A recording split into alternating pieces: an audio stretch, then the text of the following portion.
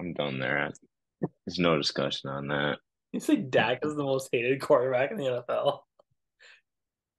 I Eli's turned think into a Cowboys fan. I know, dude. What is up? no, no. Once again, from a neutral Next thing he's gonna be standpoint, out here and say Emmett Smith's the best running back of all time. Can you well, move your the cr- camera down so I can see if you have a star on your shirt? Did it again, no more eyes out here again. I did it again, no more eyes, I only win. Did it again, I won't stop, it'll never end. Did it again, did it again,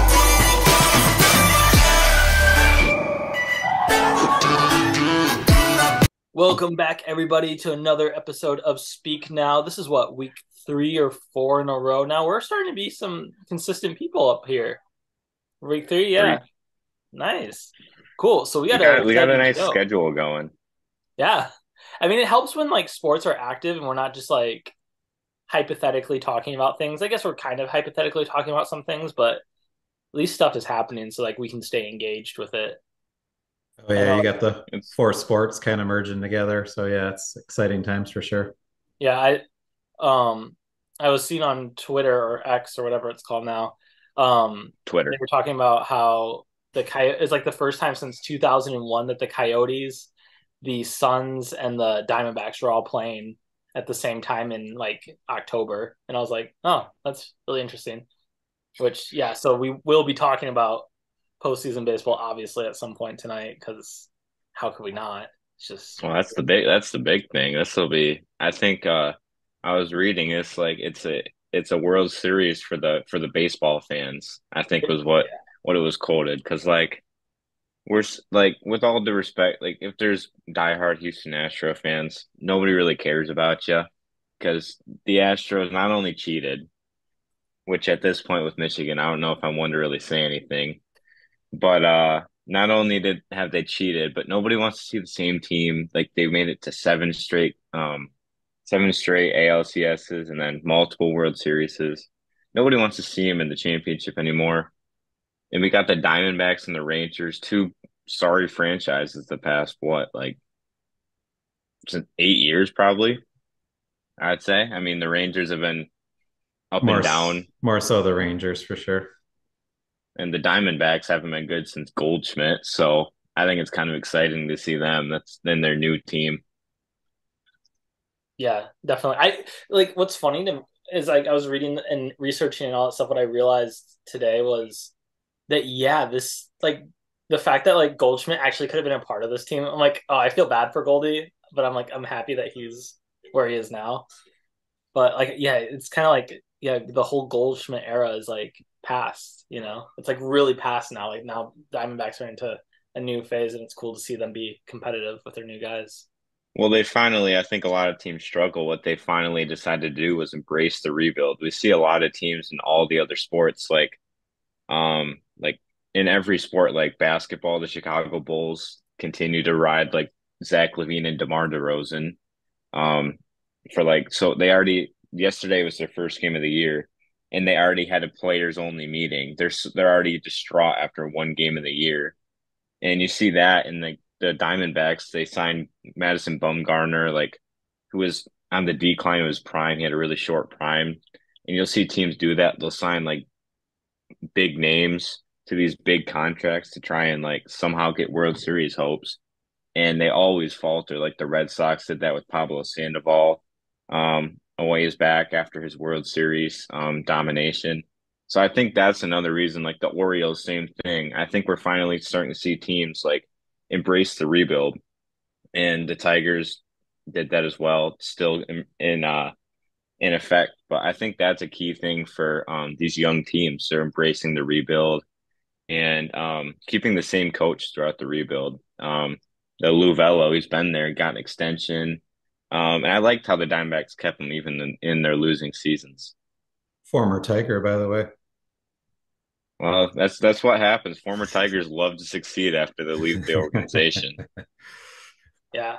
Yeah, that's I think actually in talking about like the rebuilds, which Steve, I'm sure you can chime in on this because honestly, like the Tigers, looking at the Tigers, like the Tigers had once Pudge came like 05 ish, and Mhm. then they were competitive for like the good chunk of like the next what 6 7 years, and then now we're just back into like rebuild, and their rebuild is a lot actually is starting to remind me more and more of the Pirates because it just seems kind of aimless. Like I know that they had some guys that didn't work out, and that's kind of what we've seen with Pittsburgh a lot of the time, but I don't know. I'm worried about the Tigers, man.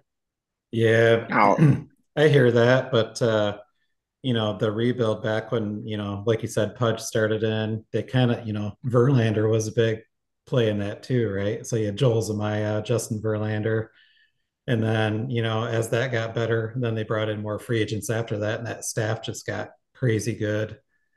And like you said, now the Tigers aren't really, I don't know, they're getting this pitcher for 1 year for 8 million, like Matthew Boyd, or I think they had a guy. Was it? I can't remember the guy they got rid of at the trade deadline a couple years back. Lorenzen.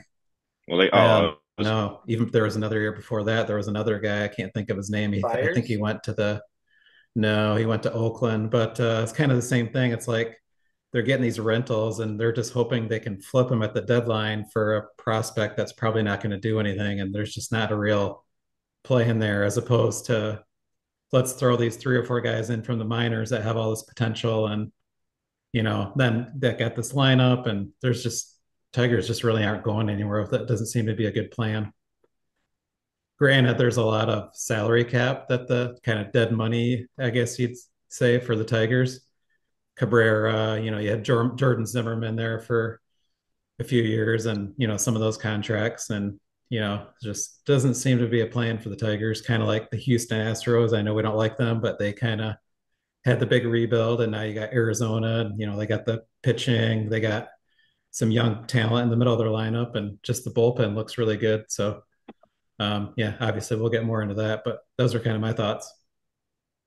Yeah. How does this? I know the Diamondbacks 20 years ago were a lot more dominant when they were going into the postseason with obviously Randy Johnson, Kurt Schilling. How would you say that this team compares to that 0-1 team that beat the Yankees?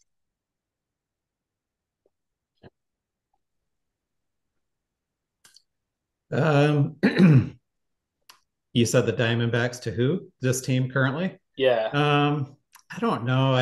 I don't know enough about the current guys, to be honest. I know you had obviously those power arms, and they're a little bit more veteran, obviously. So I guess that would be a big difference. So I guess, from the standpoint that their lineups, I guess kind of, you have those 2 or 3 guys that can hit homers, but they really haven't like been the stars of their postseason. There's been some other guys, they've been really scrappy and kind of get into the other team's bullpen late and that sort of thing. And um, so I don't know. I guess, back then the starters would chew up, 7, 8, 9 innings. And, I don't see that their starters are necessarily doing that. I think if they get 5 or 6, they're happy. So baseball's a different game that way, right? So, Yeah. you got bullpen games, you got 5 or 6 innings, you're happy. You got, relying on your 3 to 4, even 5 bullpen arms to finish a game. And I think it's really hard to make that comparison, in my opinion. Yeah, that makes sense.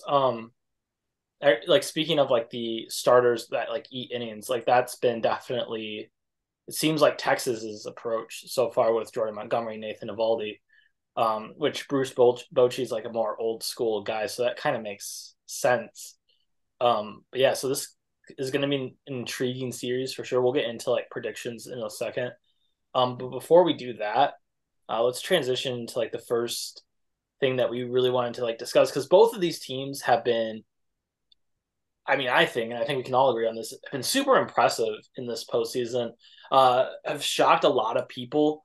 Um, I mean, Eli talked about how like this is like a matchup for like the baseball fans. Like so many people I saw that like honestly like I'm sure you're baseball fans to a certain degree, but come on, like why are people like complaining about this? Are people like not giving the D-backs credit, especially because I feel like people can give the Rangers their flowers. Like the Rangers like won 90 games. The Rangers at some point were like leading their division for a while, like they more so were streaky.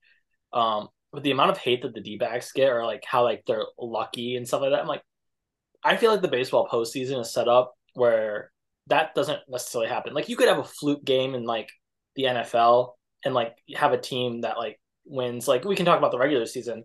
Obviously, we had Jets Eagles. We've been talking about on this channel where the Jets beat the Eagles. Like probably should not happen like 7, 8 times out of 10, but it happened that week. And if that was the postseason, Eagles season's over. That's not the case with baseball. You have a series, even in the wild card now, to like prove yourself. So I think the fact that the D-backs swept 2 division leaders and then the reigning NL champions, I think is super impressive. But I also think that the Rangers going and beating the 99 win Rays, the 101 win Orioles, their rivals and the reigning champions Astros, I think that's impressive too. And I think we have a discussion here of which team has had the more impressive postseason. So Eli, why don't you start off with which team do you think has been the most impressive so far? Yeah, this wasn't easy. There's a lot of good things about both teams. I think it just weighed down to what teams do bet like what each team does better and how does that weigh out.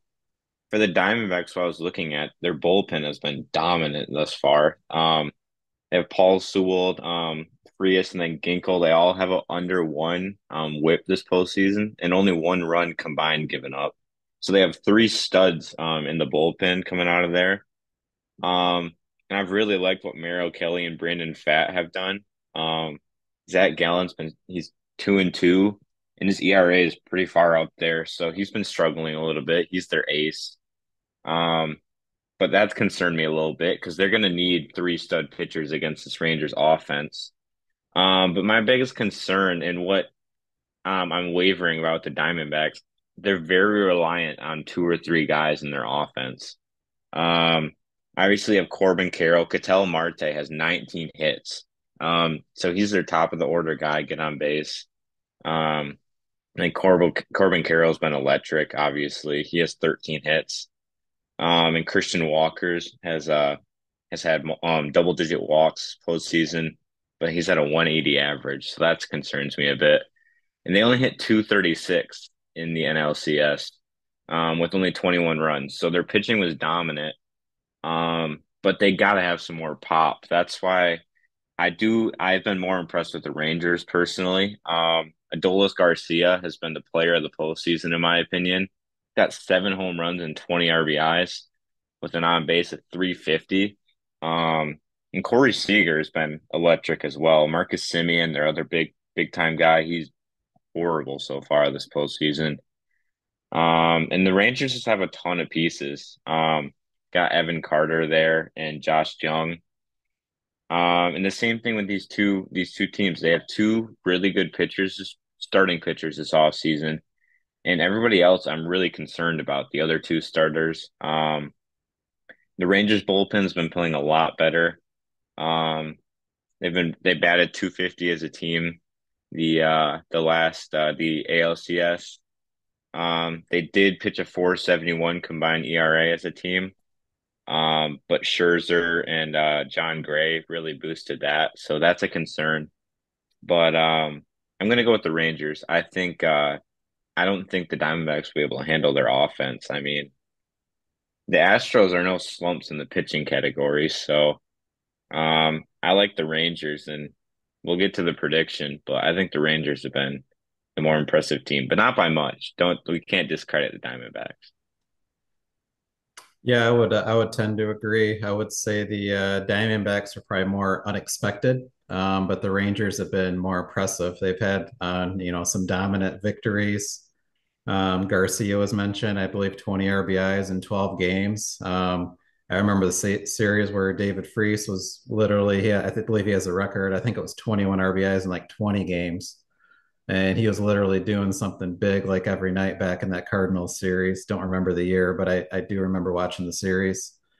And Garcia is just going off. And kind of like Eli said, you got 2 starters for the Rangers. And what's even more impressive is that only 2 starters are doing well. Just wait till that third one has a good game, or Scherzer has a epic performance. You got Bruce Bochy as their manager. They took out Astros, the champs. So I mean, I think reason after reason, I think, like you said, their lineup's stacked.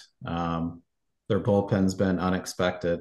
So I just think whereas the Diamondbacks are unexpected, I think the Rangers are more impressive, no doubt.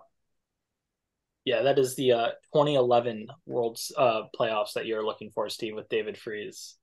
That was that was a good series. Yeah, so David Freese has the record for most RBIs in a postseason at 21. Adolis Garcia has 20, so he's probably going to break it unless he goes super ice cold in this World Series, which is fine. Actually, someone that when that Adolis Garcia has kind of reminded me of this postseason watching is a former Ranger actually, and Nelson Cruz, where Nelson Cruz had a few LCS series where he just completely dominated with Texas and then also with Baltimore, where he just like was like another player almost. So that's kind of what Garcia kind of reminded me of in watching this. I know he's been a really streaky player, not only in just the postseason, but in the regular season as well. But man, if he is on, or if Simeon starts going, it's gonna be hard for the D-backs, man.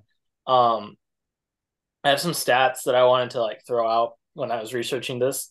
I thought you guys were gonna go D-back, so in my head I was like, ooh, maybe I should just go Rangers to throw it off. But here's like this is hard. This is really hard because I think that they're what makes this I think even harder is the fact that they're both 9-3 in the postseason. So they're equal record. They both swept wild card division round, and they both like honestly I think like the D-backs have like the weaker win, if that makes sense, against like the Brewers. Like the Brewers like never really do much in the postseason. I feel like they're always like a novelty team that's kind of there. Like they're never a threat to go to the World Series. And like that's not even me saying that as a Cardinals fan. That's just like I've never really seen them do much in the postseason since at least I've been a baseball fan. Um, so that's just kind of my experience. But I mean, they did sweep the Dodgers, which like the D-backs did sweep the Dodgers, so I want to give them credit for that. Which they were a 100-win team, and they did beat the Phillies, who the Phillies looked kind of unstoppable coming into that series after Attaboy Harper and Bryce Harper just responding, going off. Um, so the Dodgers, Phillies, Brewers were ranked second, eighth, and 17th in runs scored this season. D-backs were ranked 15th, whereas the Rangers were ranked third, and they beat the Rays, Astros, and Orioles, who were fourth, fifth, and seventh. So like, I think where the argument here is that the Rangers have beat better teams, but the Diamondbacks were a worse team in the regular season. So I think that's kind of like the toss up. The Rangers have outscored their opponents 71-45 this postseason so far. That's 20 more runs than the D-backs. D-backs outscored their opponents 51-41. So definitely a huge gap there. I know that some people will say that that 20 of those runs for the Rangers came in the last two games, but still, I think the D-backs only have one game this postseason where they scored double digits, and Rangers have like three-ish, something like that. If not, they have like two double digits and like two nines or something like that. They've just been outrageous. Yeah, I'm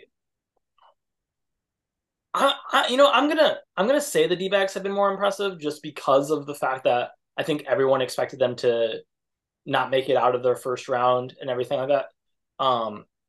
The Rangers have been like let's not forget that the Rangers how good they were throughout the season. Like I know they've been streaky, um, but like you kind of expect this from a Bruce Bochy led team in the postseason, just with his track record. So I will differ here. I think that this is like Eli said. I think this is really close, and you could go either way and not be wrong.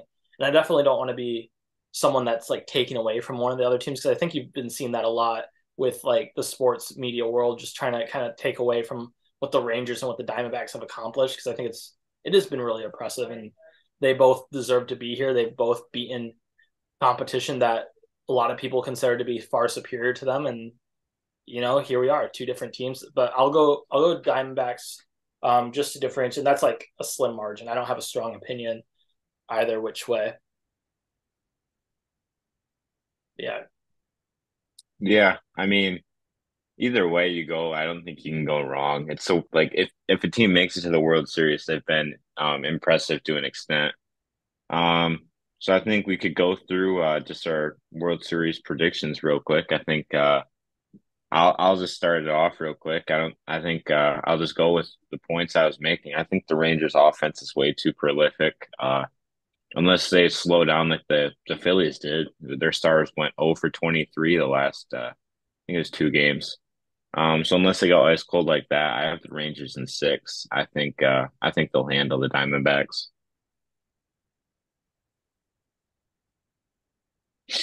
Yeah, I'm gonna go the Rangers as well, but I'm actually gonna go 7. I think typically historically anyway, the team that's scrappy, has the better bullpen, all those things, you would typically want to pick them in the World Series, which would be the Diamondbacks. But to Jonathan's point, if you're winning these games by, 4, 5, 6 runs, what does the bullpen matter? So if they can take a couple games like that, score 6 or 8 runs, I don't think the Diamondbacks are going to be able to keep up.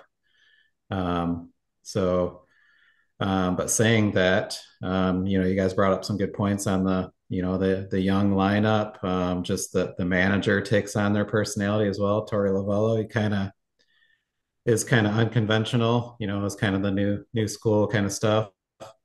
And I just think Diamondbacks will they'll fight and claw, but at the end, it's just not going to be enough. I'll go Rangers in 7. Yeah, I think if Evaldi and Montgomery pitch like they have all postseason, apart from Montgomery's like one start against the Orioles that was not good, I think the Rangers win this. Um, Zach Gallen just hasn't been it this postseason for the Diamondbacks recently. Like I don't like that game one matchup. I think Rangers win game one. And yeah, I think it's gonna be hard. I agree with you, Steve. I think this is hard. I think the Diamondbacks make this hard to predict just because they are so scrappy and it has been such a team effort. Like obviously Corbin Carroll was big early in the postseason, then he came up big game seven, but then he was kind of ice cold in the LCS before then. You have Moreno that's been on point. Ketel Marte has probably been their most consistent player, but can he sustain that for like another week? That's always a big question mark. And it's the same question mark that you actually have the inverse of for Marcus Semien with the Rangers. Is Marcus Semien really going to be trash for the entire World Series, or is he going to get going? And he made some adjustments towards the end of the Astros series that makes me think that he's going to start going. Um, yeah, this is a hard one to predict because Diamondbacks do have the superior bullpen. So if they can get their starters with the lead 4-5, I think that they have a good shot to win this. And if they just keep pressure on the Rangers, kind of like they did with the Phillies with stealing bases and just being aggressive, playing small ball, I think they have a really good shot to win this. I still think that the Rangers offense is just too overpowering. I think like again, if you're winning, if you're scoring 5-6, it doesn't matter about the bullpen or anything like that. You just have to make sure that your starters go 6-7 because I don't know if I fully trust the Rangers bullpen in the series. I know if I was Bruce Bochy, I wouldn't. With the World Series on the line, I really would be hoping that Evaldi and Montgomery can give some quality starts, that Scherzer can give some quality starts, and just really depending on those arms. I have the Rangers in 7 as well. I think that this series goes a lot like the last time the Rangers were in the World Series, except this time they win it. So I think that the first 2 games get split. I think Rangers win game 1, Diamondbacks win game 2. I think Diamondbacks win 2 at home, Rangers win 1, and then the Rangers win 2 at home.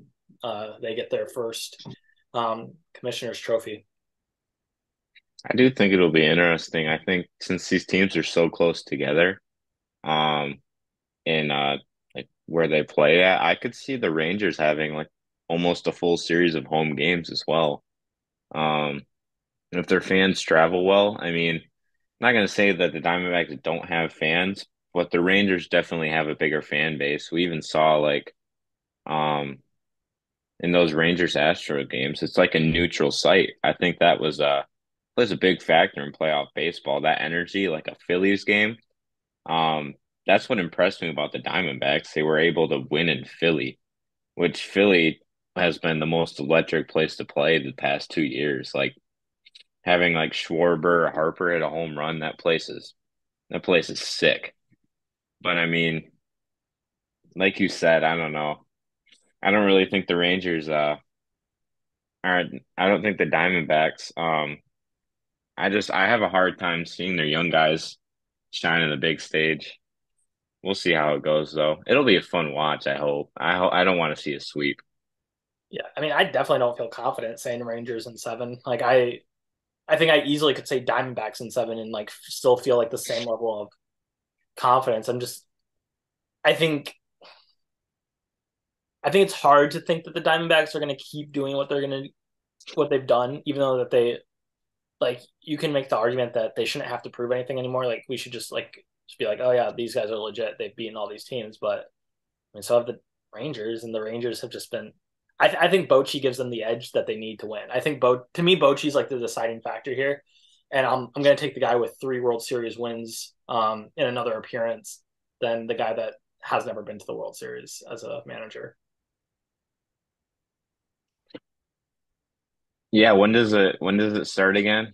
Tomorrow, Tomorrow. yeah, tomorrow. Like, well, I'm on PST, so it's like 5 or 5:30 my time, but it'll be like 8:30 Eastern Standard Time. So that'll be exciting. Yeah. Yeah, Zach Gallen, Nathan Eovaldi, I believe, are the game one starters. That's where I Yeah. think like Yeah. yeah, that's where I think the Rangers take game one, just because Gallen did not look that great in the LCS. No, 2-2. Yeah, yeah, yeah, I know that's kind of hard. Like I get that he's your ace, but is that like the I don't know. I know that the Diamondbacks manager likes to be aggressive with the bullpen usage and stuff like that. So I'm sure like he won't be too committed to Gallen. If Gallen struggles early, he'll go to the pen pretty early. But I don't Oh know if you yeah, really want yeah, your arms getting exposed so early in the World Series, man. Like I get that it's just like another playoff series, but the World Series to me is just different. Like you got to really pace yourself here. Like this is that final stretch, you know. yeah. He could get out of control with that right away, and yeah, it could snowball and end up being like 5 games or something, right? So Mhm. yeah, they need to take one of those first two for sure. Yeah. Yeah, I'd say does anybody else have any more comments on the World Series, baseball in general? No, I think this is good for baseball. If you do not think this is good for baseball, you're wrong. And I don't understand. I mean, the people that I feel like are complaining about the Diamondbacks and Rangers World Series are the same ones that would complain about the Astros and Dodgers or whatever making it every single year. Like I hate the argument about that people get so butthurt that the fact that the number one, number two seeds aren't making it to the World Series every year. Like that's part of the game. Like why do we always want the top teams from the regular season playing? It's like the regular season matters, but at the end of the day, it's like the regular season is to get to the postseason, right? And then once it's the postseason, it's the whole new game. Like everyone knows that, right? Like that's to switch sports a little bit since we're going to transition to the NFL after this. Like the Steelers right now, the Steelers think that they can go to the Super Bowl with the team that they built. I have doubts, but the idea is if we can just squeak into the playoffs, we can go on a run, right? Like that's the mentality, and it's like, yeah, it's kind of true. I get football is different because normally the more dominant team will end up with the Super Bowl. Where it's like baseball is again, it's so wild that it's not as guaranteed. But I think this is good for baseball. The fact that one thing that's really cool is what's going to happen with this World Series is that you're going to have one of two things happen. You're going to have a club that has never won the World Series finally win their first World Series, which I think is awesome and great for the sport. Or you're going to have a club that is a expansion team, more recent team that is going to win their second World Series. And both of the if the Diamondbacks win both of their World Series like runs are legendary. The fact that they defeated a dynasty in the New York Yankees in 2001 like is ridiculous and is awesome and one of the greatest like accomplishments I think in sports, in the baseball world at least. And then this Diamondbacks team, 84 wins. That will be like the second fewest wins ever to win the World Series. Like awesome, like that's great. Like these young guys that are probably like 2 years too early for this that are have a shot to get a trophy. Great on them. I think it's good for the sport regardless. Who cares if Fox's ratings are down? Fox can suck it. Like this is gonna be awesome. I'm gonna watch. So the true baseball fans will be watching this. They're excited. Oh yeah, of course. It's baseball, and who cares who makes the World Series? It's all about the play of the World Series. I mean, You're here to watch good baseball. If you're here for a specific team, it should be your team, not like the Dodgers or everything. But I think that will take us to our little intermission here, and then it's transition to I'd say the four my favorite at least. We're gonna go football. We got some concerns on the horizon for some top teams, and then weekly picks. Two of us struggled. One came out victorious, I'd say. So we'll get to that after this little break of Speak Now.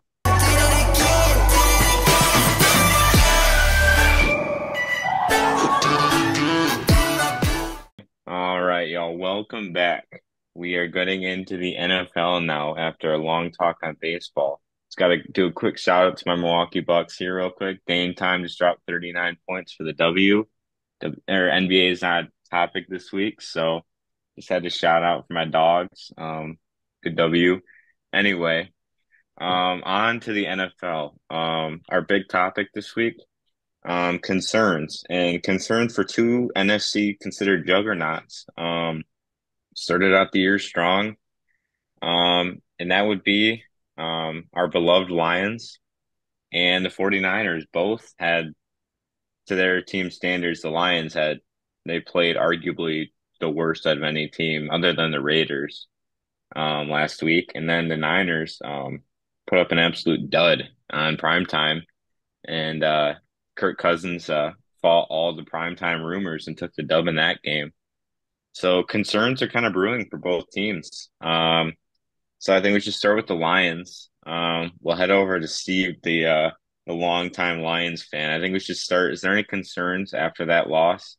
I mean, 38-6. Every team has their big loss, but that was I I tuned into Red Zone more than I watched that Lions second half. That's how useless it was. Yeah, I thankfully wasn't able to watch the game. Maybe there's something to that. Maybe they do well when I or don't do well when I don't watch. But to answer the question, Well, I was gonna yeah, shoot, they've won one playoff game. You watch most of the I was games, at that. so I was at that playoff game, so you're just proving my point. I can't wait to Thank go you very this much. year. I Thank you very can't much. wait to go this year. Yes, absolutely. Um, Yeah, so anyway, yeah, so there's definitely concerns. I mean, I heard the parallel drawn, even back to the when they did have that one playoff win, they actually had multiple games that year. One of them was mid-season that they lost at the exact same point, but not to go back that far. They lost a game by 30 plus points. They went on, had won the division, won a playoff game. So yeah, I mean, 38-6, it's kind of like the Carolina game last year, couldn't stop anything. You get on this high, everybody tells you you're number one team, number two team in the NFC. You back off a little bit, you go in a hostile environment against a really good team, and you get punched in the mouth. I mean, there was no way around it. Just like Dan Campbell said, we got our ass kicked. So, I mean, but concerns, I mean, we seem to be getting guys hurt every Thursday in practice. I don't know what's up with that. We had this past week, we had Jerry Jacobs go down. That hurt the secondary a little bit. We've had David Montgomery go down in the last couple of weeks.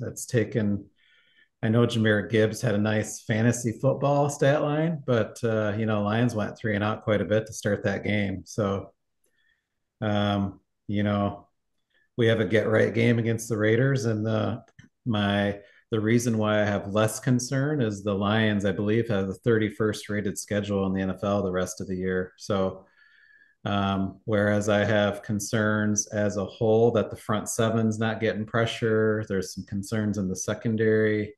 Dan Campbell's made the comment he doesn't want to ruin team chemistry by making any trades at the trade deadline. So as a Lions fan, I know everybody wants to say we're going to get Patrick Surtain, or we're going to get Chase Young or Montez Sweat. Newsflash, I don't think it's going to happen, but that's just my thoughts. I don't see us giving draft capital with the draft being in Detroit next year. I don't see that happening. If we do, it's going to be someone under the radar, I think I mentioned this last week, like a Hunter Renfro, or you got a guy like Cordell Patterson who could be a weapon on third downs, kickoffs. The Lions like to win at every phase of the game, special teams, defense, offense. Um, that's just the way they play with the grit. They want to beat you in every phase. And I just think, again, with the schedule, I think we're going to have that get right game against the Raiders. We're going to win that game by 2 touchdowns, have the new helmets. They're awesome. I'm super stoked to see those Monday night. And so, yeah, I mean, I have the concerns. I don't have the concerns that, some of these, fake Lions fans have every time they lose a game. I'm not waiting for them to lose a game. This is the year we're going to win 10 or more games. And, the NFL is tough. I mean, you have all sorts of teams out there that are losing games that they should win, right? So the Lions are no different. There's any given Sunday you can lose. So overall, yeah, I have some small concerns, but as the season as a whole, I'm not super concerned, to be honest. How about you, Jonathan? Yeah, I'm similar boat. I said yes, but mildly. They're without David Montgomery right now, so I think like once he's back and healthy, like that will help. I think my biggest concern is like they only have like one statement win, and it was like week one against the Chiefs, which obviously that's a big one. Like that, not to discredit anything there, like that's a huge win to be able to beat the Chiefs. But I mean the losses to the Seahawks and the Ravens are concerning because like those are both really competitive teams, playoff teams. Both could end up winning their divisions actually, which we will get into that more with when we talk about the 49ers. But you like to see them win these games only from like the standpoint of Super Bowl like contending team, like because I think the Lions win their division regardless. Like I don't think like that this hurts their chances of winning their division. I think the division is theirs for the taking. But I mean in terms of like going on a run in the playoffs, like yeah, you're gonna face caliber teams like the Ravens, and I get the Ravens are the AFC, but still like the NFC versions, and it's like all right, I'm a little concerned if that's going to happen. But I do think that Campbell is a guy that's going to light a fire under his players' asses, and this isn't going to happen a second time.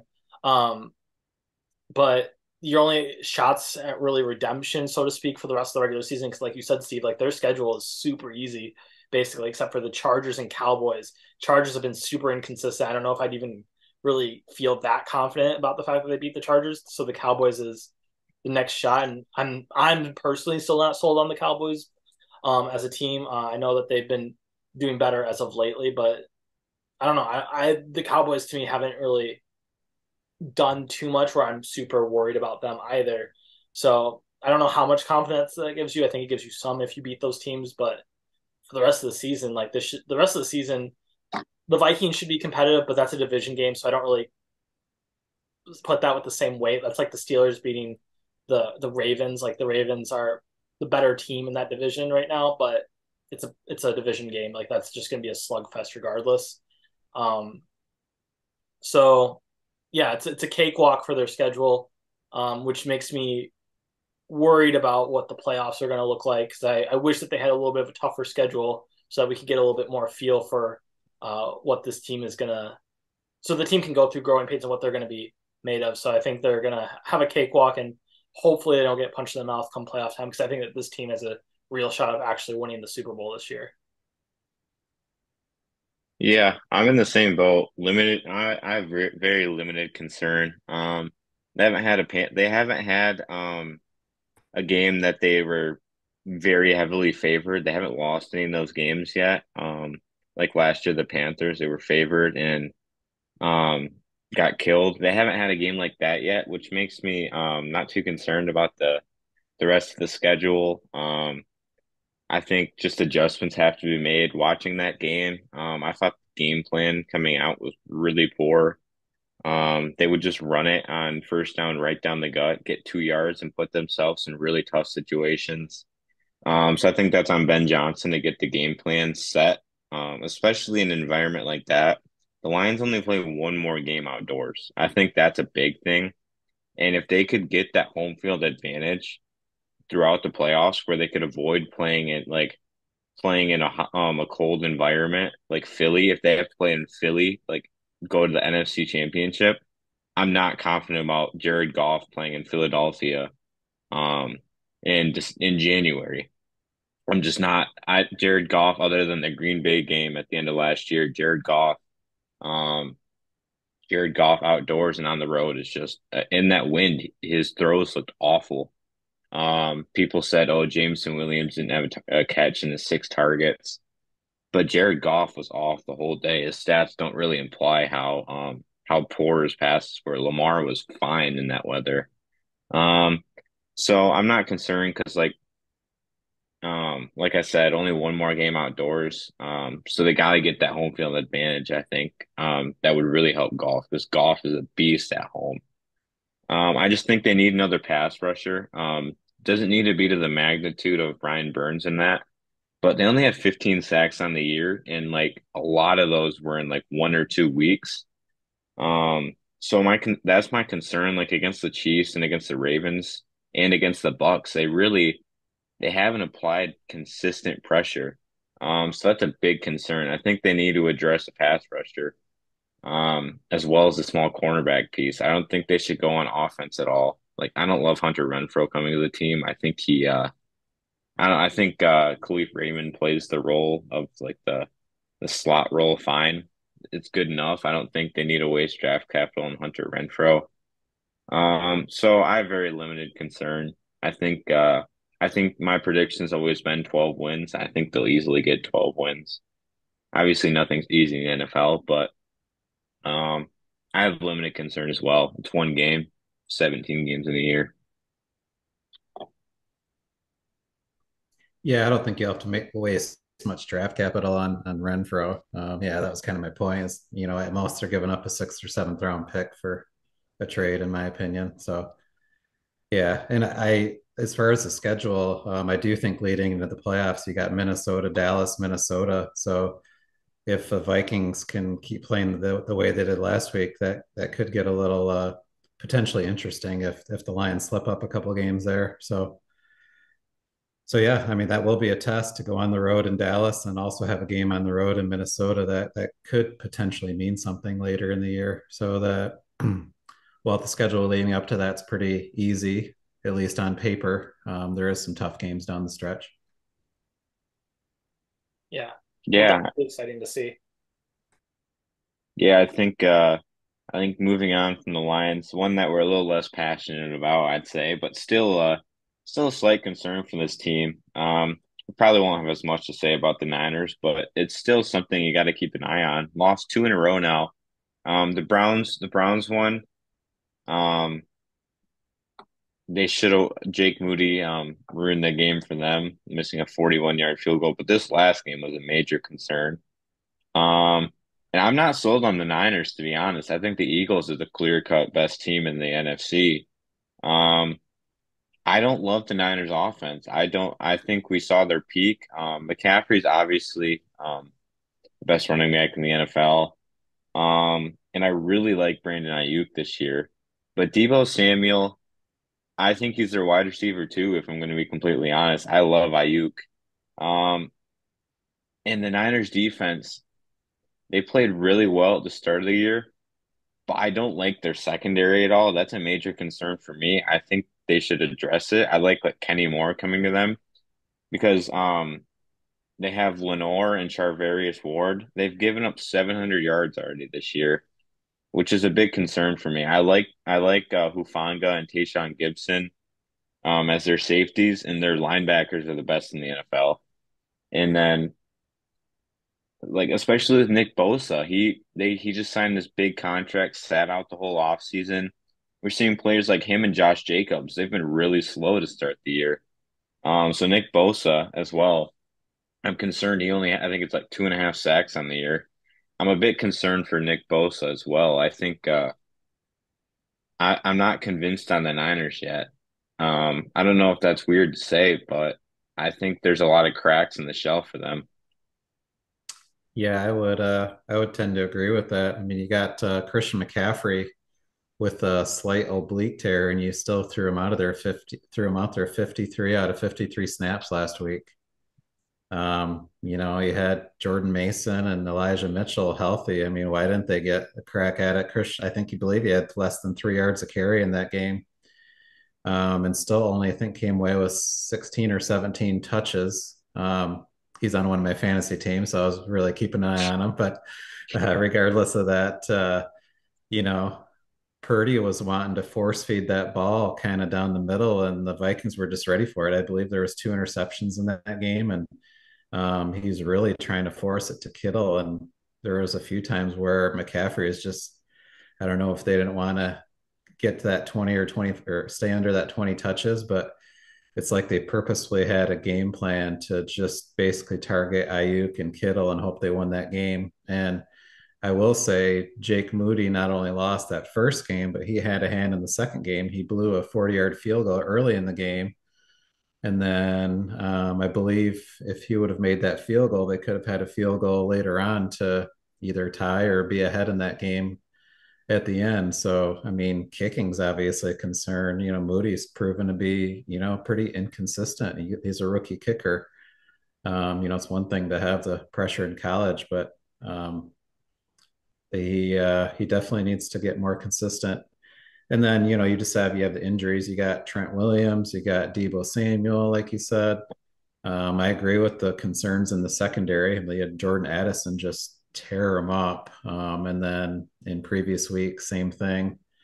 And also, yeah, Bosa kind of disappeared. There was 0 sacks on Cousins the whole night. So, he threw for over 400 yards, didn't get sacked the whole night. And you wouldn't expect that out of playing the 49ers defense at all. So yeah, there are concerns. And the Lions, we talked about having the 31st schedule. I mean, you got this week, it doesn't get easier for the Niners. They play Cincinnati, they got the Jaguars, Seattle, Philly, Seattle again.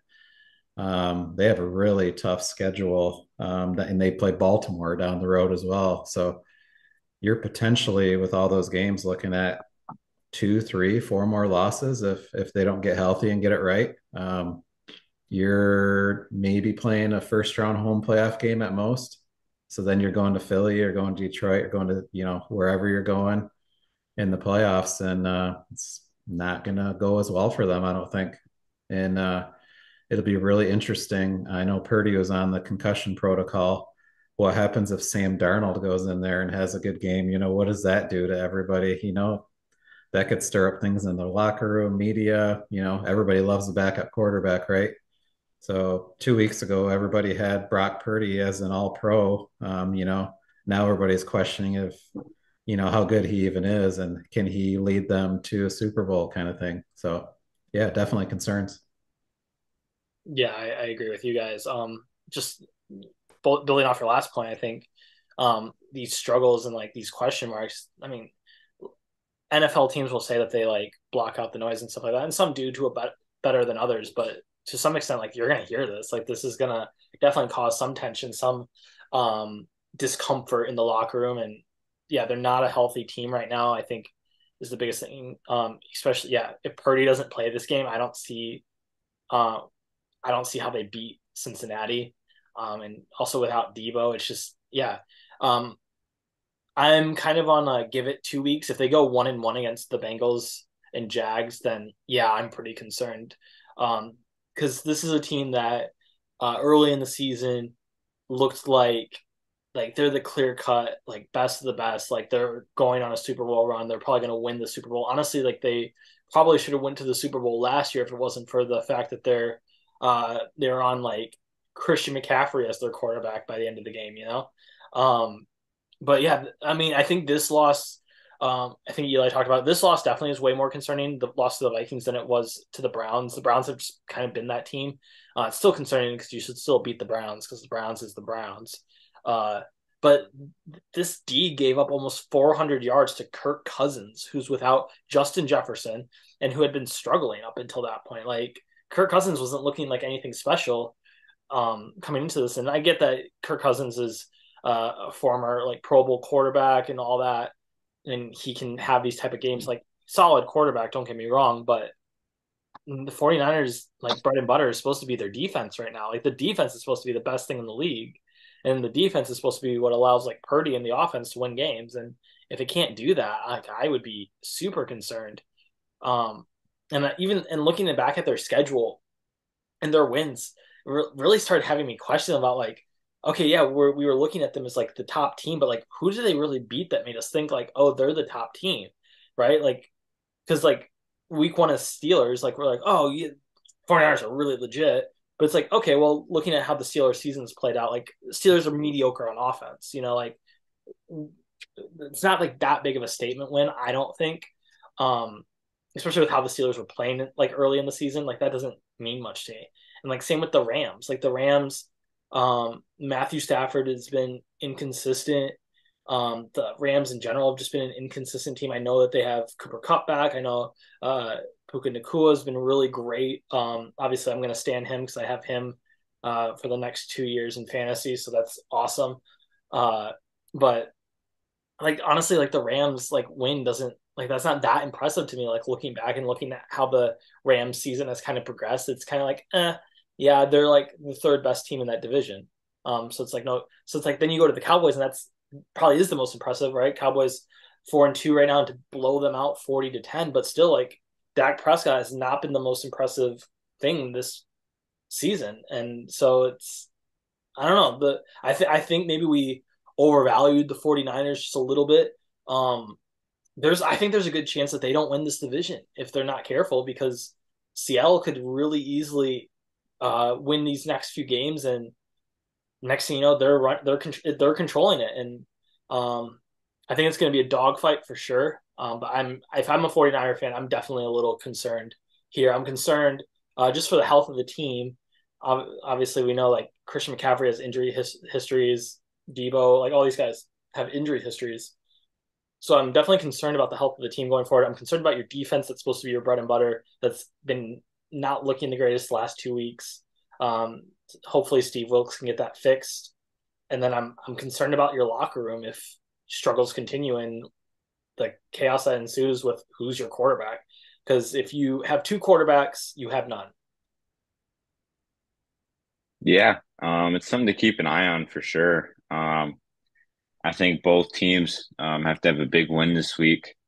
Um, so we'll see how that goes. I'm intrigued for both. Lions Monday night, new helmets. I'm hyped for that. But I think that'll take us into what's been my favorite segment, the weekly picks. And I tell you what, it was a rough week for you two looking at it. Talking before this, I went 7-5. Jonathan at 3-9, and then Steve at 4-8. So it's a pretty rough turn. It was a weird week though. So, weekly picks can go any which way. So it needs to be a big bounce back week. I got a little lead if we're going all time on you guys. So I think we should just get right into it. I think it'll be a bloodbath though. I'm not getting too confident because I could go 2-10 here this week with all I know. But we'd be looking at the first game this week that I'm looking at, and it would be the Dallas Cowboys and the Los Angeles Rams. It's a tough one to start off with. But we were talking pregame. I was backing Dak. I'm gonna back Dak here. And I'll be backing Dak at a 27 to 21 victory. How about them boys? Yeah, I'm gonna agree with that. I'm gonna go 31-21 Cowboys coming off a bye week. Same thing with the Rams, no running game. They're not gonna be able to block Micah Parsons. Most teams can't, especially the Rams and someone with a weaker offensive line. Um, Stafford will probably throw a pick or two. He'll try to, fit those tight windows. I think they will. Someone will break out. Nakua or Cup will probably get a long touchdown, and kind of go back and forth a little bit. Stack up some points. But go Cowboys 31-21. Yeah, on paper, I think the Cowboys should win this game. For all the reasons that you guys said, like their pass defense has been really good, and the Rams have just been They've been hot and cold. Like I get that they have two studs at wide receiver, but I don't know. And Micah Parsons should cause trouble all day. I don't know. I feel like this is gonna be just one of those games though, where it's just a shootout. I think it's gonna be one of two ways: either the Cowboys dominate this game and it's not much of a game, or it's gonna be a shootout. And I have it being a shootout. I think the Rams rebound after the loss to the Steelers. They make the necessary adjustments and they end up winning this one because I'm not sold on the Rams being a terrible team. I think that they can squeak out a couple of these type of wins. I mean, they were competitive with the 49ers. So that's something when we were saying that the 49ers were good, obviously going back to our last segment, but I have them squeaking this one out 32-31. So either way, really close, but yeah, I'm going to go with Rams. Next game, big division matchup. The NFC North got the Minnesota Vikings, Green Bay Packers. And honestly, I just went with the pick I'd prefer for the Lions. The Vikings winning again. That concerned me a little bit that they go on a little hot streak. So I just went with straight Lions. The best case scenario for the Lions, which is the Green Bay Packers winning. Um, and I think the Green Bay Packers, I don't love them, but I think that it's a division game, so anything can happen. I think Jordan Love finally has a little bounce back game here, and I like the Packers in a low scoring matchup. I like a 24-21 Packers. Yeah, I'm gonna disagree with you on that one. I mean, I'll be, I guess I'm not rooting for anybody because I would want the Packers to win. So, and I can't root for the Packers. I think the Vikings found a little bit of something in Cam Akers last week to kind of go with Jordan Addison and TJ Hawkinson. I could see Akers getting 10 to 15 touches this week, and um, I just see Minnesota probably controlling that game. Jordan Love is all kinds of inaccurate. Aaron Jones just can't get right to get more than 5 or 10 touches.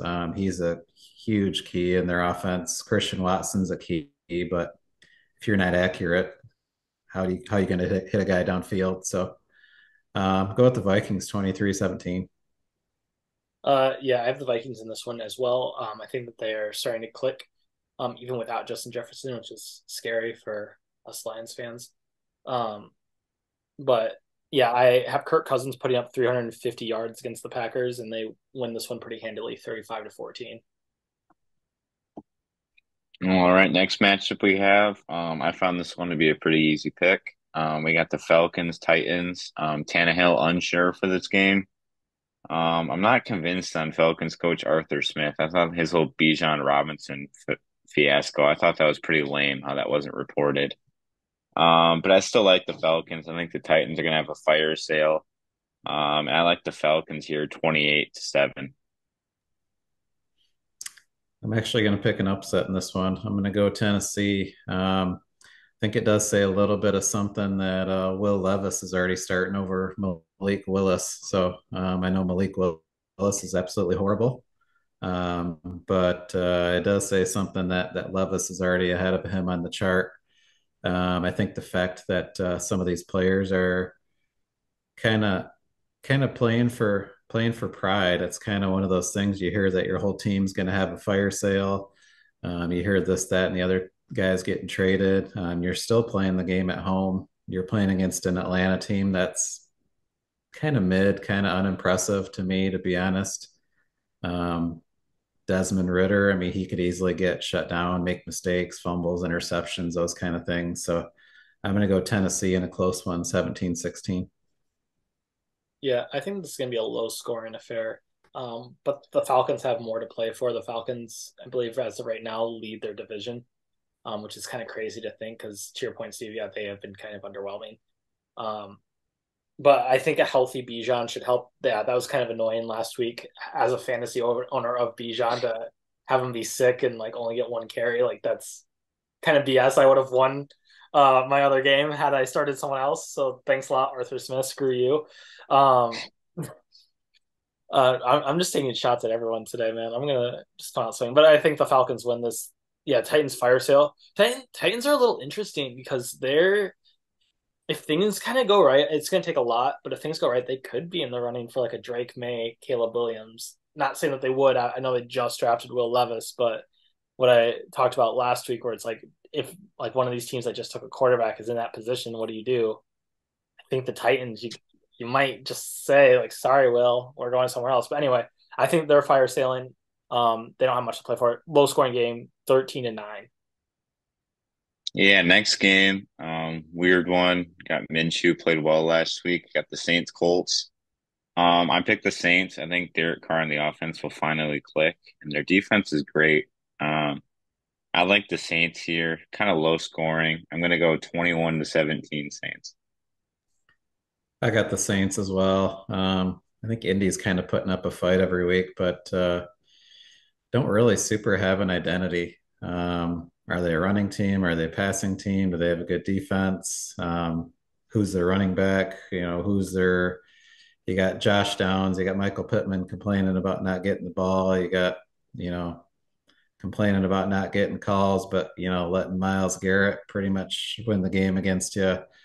Um, Indy does everything right but win the game, and they kind of did the same thing with Jeff Saturday last year. So, and I agree with your point on the Saints. I think they get it together.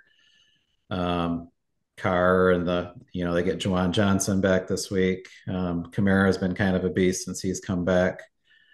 So you got Taysom Hill, Jamal Williams, Kamara, and you got Olave, you got Michael Thomas. I go Saints 31-20. Yeah. Yeah, if the Saints can get this together and on like they should win that division. I like to your point, their defense has been really good this year. But Colts has kind of been rough the last couple of weeks, even though like it was a strong point early in the season, so that gives me some concerns. Fun fact: this is a Super Bowl 44 rematch, so it's gonna be fun. But yeah, the Saints need this help, need this win to stay relevant in their division because that division's wide open and they don't want to get too far behind the Bucks or the Falcons. So I'm having them win this one 27-21. We got the first freebie of the week here, I'd say. We got the Dolphins Patriots. I don't think there should be much discussion personally. I got the Dolphins here. Be 35-14. I go Dolphins as well. New England might put up a fight, division game. Bill's used to playing Tyreek, but it's too much, I think, especially I think if the Judon and Christian Gonzalez and those guys were healthy, maybe they could, put a game plan together to stop them, but don't see it. Miami 38-21. Yeah, both Pats wins this year have come against the division, and the first matchup was pretty close. So that really kind of had me hesitant for a little bit. But then I tried not to overthink it because the Finns have yet to score under 30 at home, and they're at home this week. I know that they're a little banged up, and if the Pats play physical, which is kind of like Belichick's mantra, they might have a shot at this, but I don't know. I think it's going to be too overwhelming. And Tyreek, I saw the video of him in practice today doing the little dance, so he looks pretty healthy. 38-20 Dolphins. And the Finns haven't beat a team with more than 2 wins, and the Patriots have 2 wins. So there you go. That's a dub. All right, next we have the Battle of the Meadowlands, the Jets, Giants. I like the Jets here. I think their defense is too overwhelming. I think this is another low-scoring affair. Giants defense has been on lately. So I like the Jets here, 17-10. I think this is the Brees Hall coming out party. I already heard Dalvin Cook complain about not getting the ball. He should be very happy collecting his $6 million on the bench because Brees Hall is a much better running back at this stage. I see him getting 150 to 200 yards, 2 touchdowns. To your point, I think the Jets are going to just swarm the Giants, especially with DJ Reed and Sauce Gardner coming back. 28-10 Jets. Yeah, Jets Giants. It's not no team's a away team in this game, so Jets coming off the bye should be rested. They're scrappy. They've been in games they shouldn't, so this is a game they definitely should be in. I have them winning this one 21-9. All right, next, got the Steelers, Jaguars. And I had to go against the Steelers here this week. I like what the Jags have been doing. And I like the Jags here, 31-24.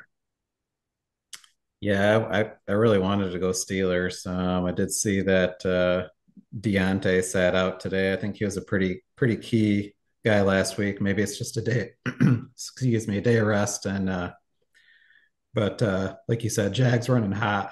I just think Jags 27-24. I'm going to go Steelers. I'm going to be a homer on this one. I think they build off the win last week, and they actually score a first quarter touchdown this week as well. Did see the thing about Deontay sitting out, but he said he's fine. He said he feels great. It's probably just rest because he hadn't done a lot of running since the Rams game. I think if he doesn't play, yeah, they don't have a shot. Um, I'd be more concerned about Trevor Lawrence getting banged up with his knee and stuff like that. I know his knee's been in a brace, so he's going to get hit in this game. So hopefully he can hold up. But I do think the Steelers squeak this one out. It's a home game too, which is why I think it just feels right to go Steelers here, 20-14.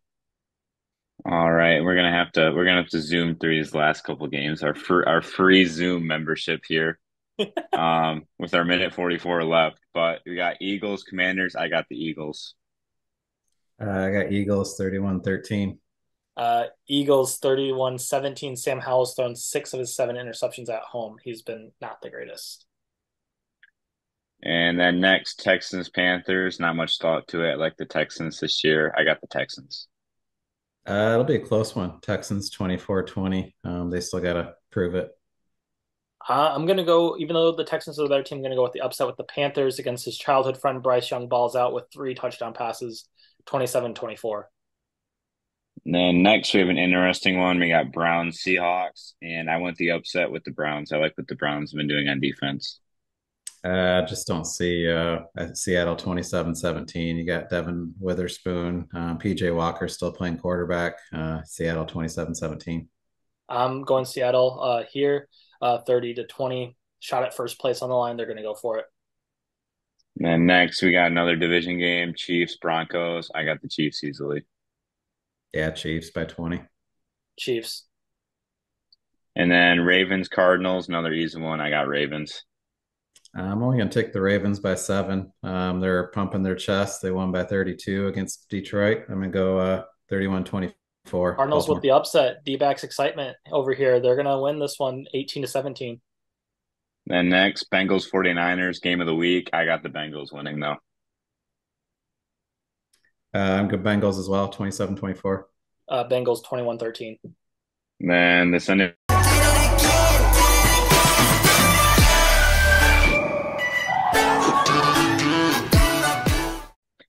Well, guys, Zoom got the best of us here. We have yet to subscribe to Zoom Plus. We're not giving in to Zoom's greediness. Ever since Zoom got out of COVID, they're fending for money, and that's what happened to us here. We didn't give in, but we're getting these last 2 picks to you because we care. And so we have our last 2 games, the Sunday night and the Monday night, and especially since the Lions are one of them, we had to get it in. But we'll start with the Sunday night. We got the Chargers and Bears. If the Chargers lose this game, Brandon Staley, I'd have to think he's gone. I can't believe he's still the coach of this team. He stinks. He should be gone. Their defense is horrible, and he is a factor of it. But the Chargers will win here. I like the Chargers. 35-14. Tyson Bagent. Don't like him. I think he had a good game, but the D2 miracle Cinderella story ends on Sunday night at 8-20. Yeah, I mean, you got another week of film. You got Badgett throwing some ducks out there. Raiders are a dumpster fire. So, last week that the Bears won, kind of a fortunate series of events for the Bears to really win that game. There was something about the Bears knew the Raiders play before they ran it. There's some stuff out there about that. You got Josh Sign stealing. Jacobs. Yeah, Josh Jacobs making Zeke Elliott look skinny. I mean, he's looking terrible. So, I mean, the Bears won that game. It's not going to happen this week. Bosa's going to be all over Badgett. I think the Chargers are going to run up the score 35-10. I'm going to go with the upset here, just because I think it's just a Bears thing to hurt their chances at Caleb Williams and beat the Chargers. So they're going to do that. Chargers have been inconsistent, haven't looked great. And it feels like this is just a Bears thing to happen, is like they're just going to screw up their chances at Caleb Williams. And it starts here, 27-17 Bears. I will say the interesting thing about the Bears, as long as the Panthers lose, the Bears can keep winning. I think that's kind of an interesting thing. They could develop and still potentially get Caleb Williams. But that leads us to Monday Night Football. Lions getting their new helmets in. Um, and I think this won't be close. It doesn't seem like Garoppolo is playing. Um, we'll have to wait till the practice reports come out, probably more like Friday, Saturday. Um, or I guess the developments on Garoppolo. But if Aiden O'Connell's playing, I can't envision the Raiders um, really giving the Lions any trouble. And I'd take the Lions 31-17. I'd take a pretty convincing win. Yeah, I'm in the same boat. I will be a little bit concerned if Garoppolo plays, even though Devontae Adams doesn't seem quite right. I know Jacoby Myers is looking really good out there, so that gives you two receivers. I think the second and third options have been burned on the Lions a little bit, especially tight ends are hurting the Lions. I think Mayer's going to have a nice game. When unfortunately, I don't hate to say that, but and that's only if Garoppolo plays. If Garoppolo plays, I think it can be a one touchdown game. I think if Garoppolo doesn't play, I think it's 3 to 4 touchdowns. I think the Lions just kill them. But so that's my pick: 31-24 with Garoppolo, 31-7 without Garoppolo. Yeah, I have the Lions rebounding at home here. Yeah, Raiders might increase their chances at Caleb Williams as the season goes on. We shall see. But yeah, Lions win 35-13. They have a huge rebound here. They're pissed off from last week. Yeah, one pride here. It's a big week. 6-2 would be giant going into the bye. It's higher than I expected, to be completely honest. I had high hopes, not this high. Hopefully they don't crush my dreams like they have for 17, 18 years. But that would end it. Big week for our picks. Big week, 3 weeks in a row. I think I'm proud of us all. I'd say, 3 weeks. We had 3 episodes combined before doing this. We're on a roll and we don't intend on stopping. I think that, and I hope you guys think the same. Any closing remarks from you guys? Now, let us know in the comments what your picks are for the week. If you like these videos, want to see more, make sure to like and subscribe. Thank you guys for sticking with us in our inconsistency and for being there while we've been consistent these last few weeks. Forward down the field. I like the short but sweet forward down the field. We're going to be hearing that a lot, I think. Big game Monday. But with that, I'd say this would conclude episode number 8 of Speak Now. I hope you guys enjoyed your time. It was a great talk. And speak now or forever hold your peace. See you next week. I don't know what you told. I'm gonna make you fold. Yeah, break the mold. How can you not be so? Yeah, putting the hours in, pushing the pen to the pen, putting that 10 to the 10, blowing out the 616. This is it. Yeah, did it again.